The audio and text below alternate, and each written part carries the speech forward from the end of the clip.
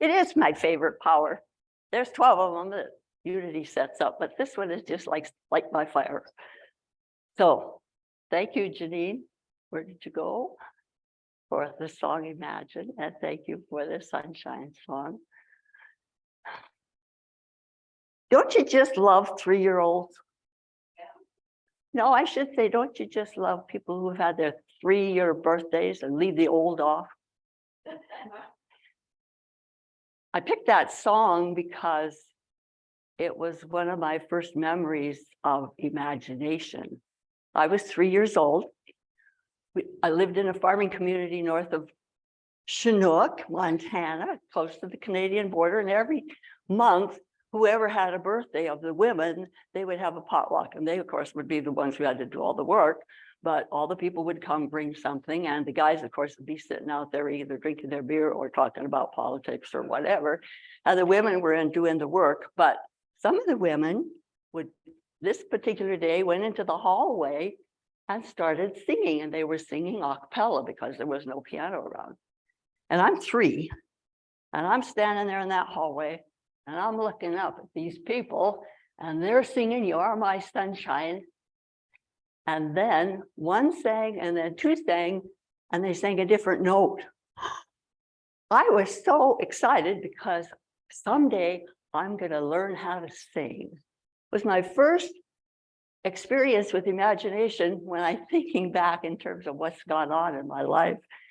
And we all have been using the gift of imagination since we were born, but being more and more conscious of what we're doing with it every day. I have another story, but I didn't remember it. My brother told me. This is why I love the energy of 3-year-olds. If you don't have one in your life, find one. Apparently, we went to a church north of Havre, and it was an old Catholic church, and I had never seen any nuns in habit. And I'm trying to figure it out, here they are in black and white. And so I went up to the one nun and I said, "Can you run in that?" And she says, "Yes." And I said, "Well, can you jump a fence in that?" Now, I guess my imagination couldn't quite go there, so I had to ask that. And she said, "Yes." And I said, "Well, then show me." So I want you to get in touch with your own 3-year-old, because there is so much energy there and so much imagination. At Mary Spoya's service a couple of weeks ago, we went downstairs afterwards, and there was 3 little kids, but there was a little boy. He was so darn precious, and he only stood about this high. So if he looked up, he was seeing all these black pants and black butts and whatever. Anyway, he had on these little jeans with stovepipe legs in them that went right to the floor. He's just walking around, and he's got this look on his face like nothing could faze him. He could take on the world. He was so happy. He was so excited. He was so into just grabbing all the information and just celebrating it. And I've thought of him so often, and I thought, he was such a messenger. It was such a lesson that, sometimes today we look up in the world and it looks like we see lots of black butts, but, there's still that 3-year-old inside of us that we get to celebrate who we are and that enthusiasm. So as I said, we've been using imagination since the beginning, but maybe not as aware of it. I was not aware of it as a power before it came to Unity.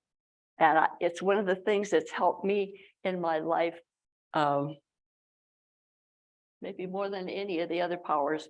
I knew a lot of the other powers existed within me. So anyway, these are little things that Unity says. Imagination is the ability to visualize, conceptualize, and envision. So when our imagination is based on our senses, our thoughts, our beliefs, and our feelings, we can use imagination to visualize the manifestation of our goals or to envision a boogeyman under the bed. When our imagination is based on ideas, truths, principles, and laws that are divine in nature, we can use imagination to envision ourselves being the best Christ we can be. So either way is good. Imagination is good.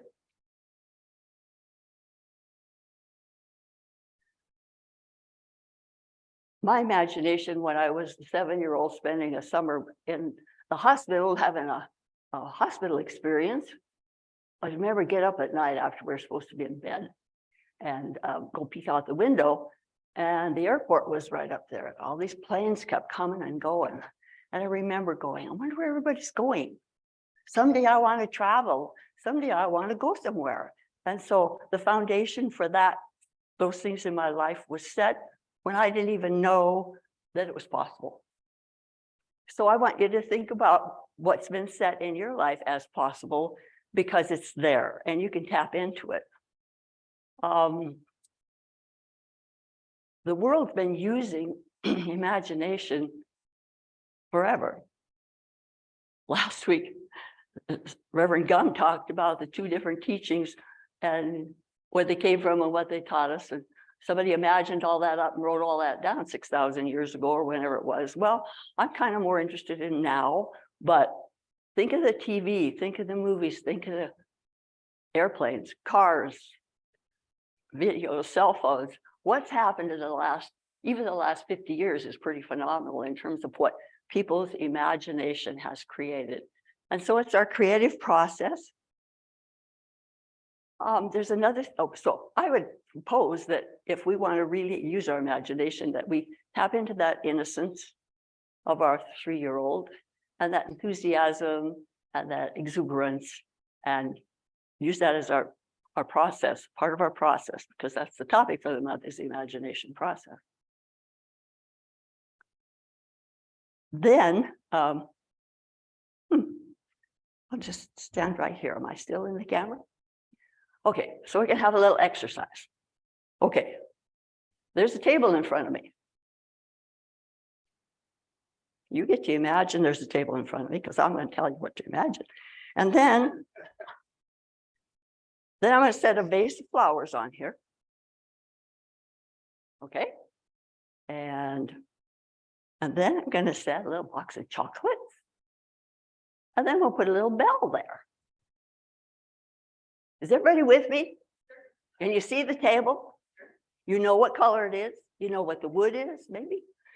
You know what the vase is, what color the vase is? You know what the flowers are? How many flowers?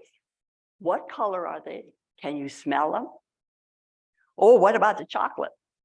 Can you open that up? You know what's in there. Can't wait. What's the bell for? Well, let's just ring it. And I'm going to say, if I ring the bell, then next week, all of you get to be up here behind the table and do a presentation yourself. Okay, there's a little feeling that went on in your belly that said, not me, or, oh yeah, I'll do it. Either way, it's a feeling. So when I'm asking you to pay attention to your sight, your sense of smell. What does the flower smell like? Taste? Chocolates? Touch? Did you touch that? Did you touch the table? Did you touch the vase? Bell? Sound? So those are our senses. And then there are the other senses of feelings, timing, orientation. But if we use our power of imagination and we don't include all those senses and our feelings, we're probably not going to have the same result as we do when we engage our whole self. And I'm speaking from experience with that because I've had, my trip to Machu Picchu in 2008. That's how I did it. I used all those senses. I bought books, I created a board. I ended up with money coming in from places I never imagined so I could get there. I didn't even imagine the part that got me over the top. So it is, what do you want to imagine? And so then from this place, I step over into this other place. Another part of the process that's important for me, has been for me, is what I call doing a values clarification. So you know what your values are, what's important to you. Because if you're going to try and imagine something that doesn't fit in that, it's like kind of already dead before you get started. Probably 30 years ago, 40 years ago, whatever. I took a workshop on total self-management for the weekend. I was going to get myself all managed up. I was 30 something. And it was hot and the room didn't have air conditioning. So this guy comes in and he's got on a suit and a tie and this jacket. We're sitting there, it's 100 degrees and we're all going, oh my God. And he's just cool as the cucumber through the whole thing. Starts in and we were just going through the process. And he says, somebody finally says, aren't you hot? And he says, no, why? Well, you know, you got on too many clothes and it's 100 above. What? Well, he says, no, I took care of that before I came. He said, I sat down and spent some time in quiet and I imagined myself sitting by the ocean, watching the ocean, and I've got on my swimming trunks and I've got my feet in ice cube water. He said, I'm fine. Well, that was kind of like, oh, he actually imagined that up and created a success for himself. And he wore that suit all weekend. So then here's the invitations that he gave us. And even though it's that many years ago, I still refer back to that when I feel like I'm out of balance in my life, that I don't have, I'm not feeling like I'm really living who I want to be.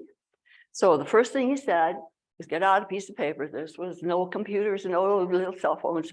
Get your piece of paper out, your pencil, and you write down everything. So that was the first day. We had like 24 hours. Write down everything that's important to you. Everything. Well, of course, the list ends up, you know, you're doing dishes. Oh, that's important. You start. So you keep making the list and making the list until you run out of paper. So we went back the next day and then he says, okay, everybody get their list. So we all had our list. He said, now come up with categories. Let's just make 5 categories that you're going to back off and you're going to say, this is the general category that's in: health, family, you know, spiritual growth, whatever. So we were assigned to come up with those 5 categories. Well, I had to have 6. And so that told me that it was kind of important for me to not always follow the rules. So I had my 6 and then then he says, okay, now take all the things that are on that list and plunk them into one of those categories. Well, that was harder, but I got them in there. And I'm thinking, okay, I'm doing good in this class. There was no grade, of course. Anyway, the next day was, okay, now put those categories in order of importance to you, not to mom and dad and your spouse and your kids and the world and whatever. What is important to you and what is the order of importance? Well, I really fumbled around with that one for a while because I thought, well, these are all important. How could I do that? So I finally said, well, I'm going to pretend that I'm going to die in 6 months, and which one would I be willing to let go of? Well, that one, okay. And which one am I never going to let go of? So I had the bottom and the top. And then I put these others in and argued with myself and finally got them in a place. I was in a place in my life that number 2 and 3 were in total conflict with each other. I was in conflict with myself in terms of making decisions about these 2 things that were going to affect the rest of my life. So that was where prayer and meditation came in, and I finally got them put in place. So the last day and the last assignment was, okay, now you've got them in order of importance. Now come back and look at your life and say, okay, how are you spending your time, your energy, your money, and your fun? Is it in accordance with those categories? Or are you over here dusting the furniture when you really want to be going out on a bike ride or whatever that, you know? So that was really an important exercise for me. And it's an important exercise in my process of imagination and of creating the next thing in my life. Then he said, when you are living in accordance with your value system, you will be at peace. And that was really important the last few years for me. and it still is, it will always be. Because when I'm at peace, then my imagination gift can be more active and more constructive and more useful than if I'm all scattered all over the place, not sure what I do want, where I want to go and what's next. So one of the aspects of this is that's happened for me as I had my 78th birthday in February was there's a message out there that says old, that says can't do, shouldn't do, whatever. And I'm trying to take my imagination and say, that's not true. Myrtle Fillmore used to say, as she healed herself, that anything was possible and that she probably lived a lot longer if she'd have known this stuff a little earlier.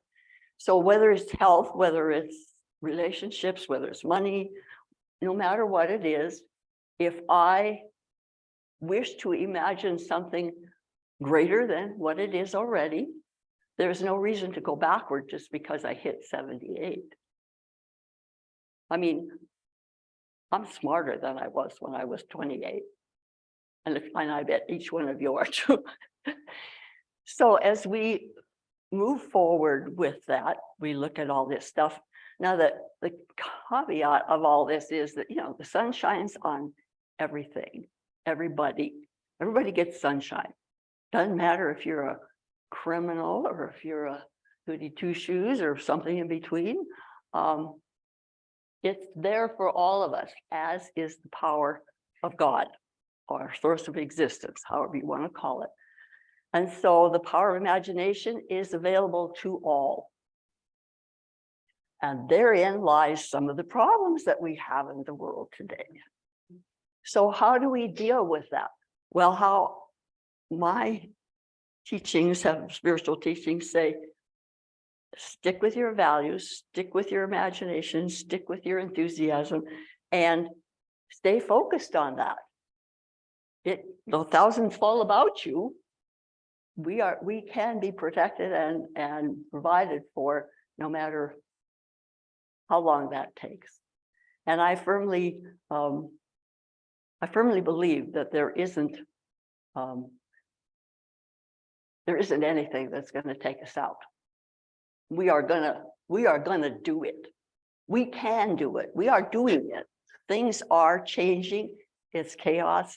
And I also say that we can't have change unless there is chaos. There's always been change. You look at the history, there's always been change. I think it's exhilarating, and I think we get to hang on to our backsides while it's happening and stay focused with what our value system is. So I think that's all I have to say today, except let's do it. Let's do a meditation and create what we want to create in our life and use our senses and all those kinds of things that I just talked about. We have to use our imagination, we use our enthusiasm, we be our 3-year-old or our 7-year-old or whatever you remember, something fun. Don't remember something icky. Let's remember something fun. And then what you would like to see for yourself. And let's stay with yourself. I mean, sometimes we want to fix somebody else. No, well, let's not do that. That's what we had to fix us first. We have to love us first. And we also have to love, I believe, it's my belief, that we have to love the source of our creation so we can love ourselves. Okay, so we're going to take some deep breaths and get ourselves settled in.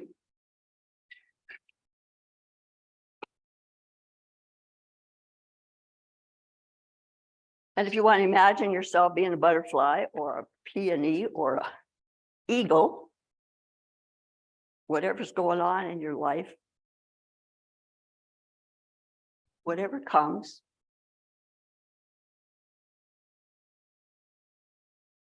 imagining your favorite thing you like to look at, that you like to feel, touch, that you like to smell, hear, taste, whatever it is that takes you into your silence.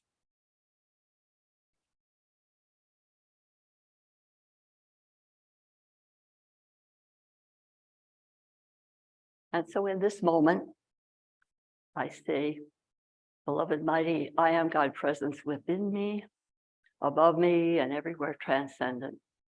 I thank you for the gift of life. I thank you for the gift of this life. I thank you for the gift of imagination. I thank you for the gift of community, of gentleness, of grace, of love. And from that place, then I begin to imagine and envision the next step.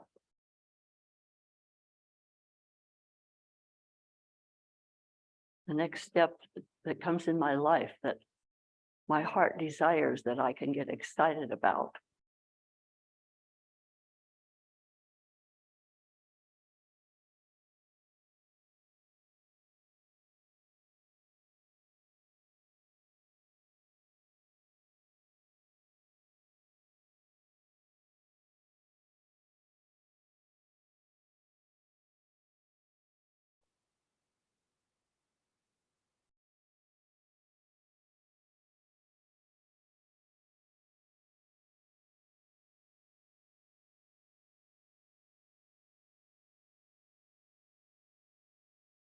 You can say I'm a dreamer, and thank you, God, that I'm not the only one.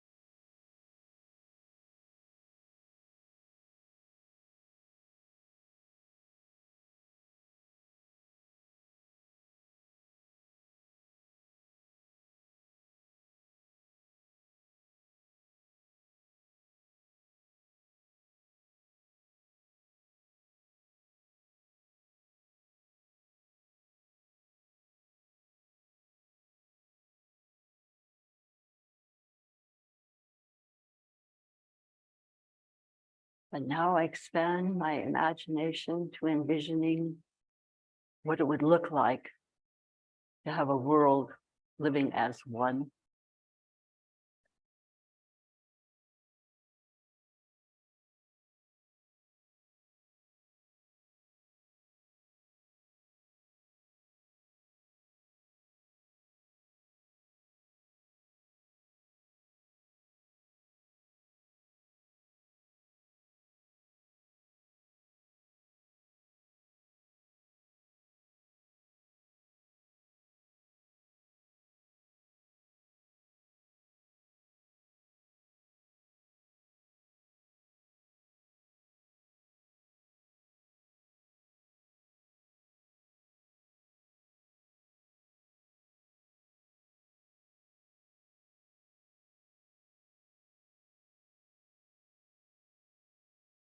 And so let's take in just a gentle breath.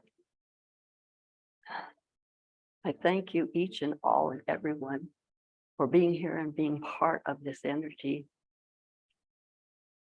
that can go forward and make a difference in the world, each one of us.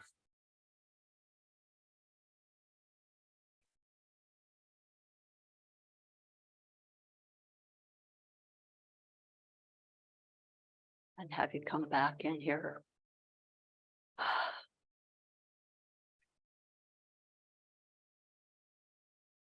We could do it.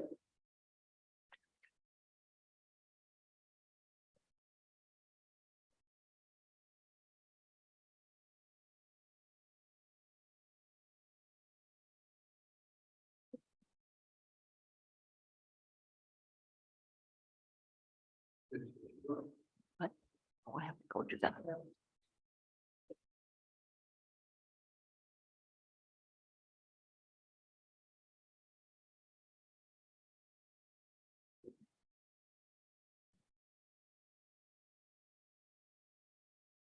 All right. What do I need to do? I'm off, I'm on. Okay, this is the time in the service when we pray the prayer for protection. And I do this every morning. I do this for my family every morning and my people I love and Unity of Missoula and people that are serving us that are trying to find their way. Prayers protection are so important. And so we say together, the light of God surrounds us. The love of God enfolds us. The power of God protects us. And the presence of God watches over us wherever we are. God is, and all is well.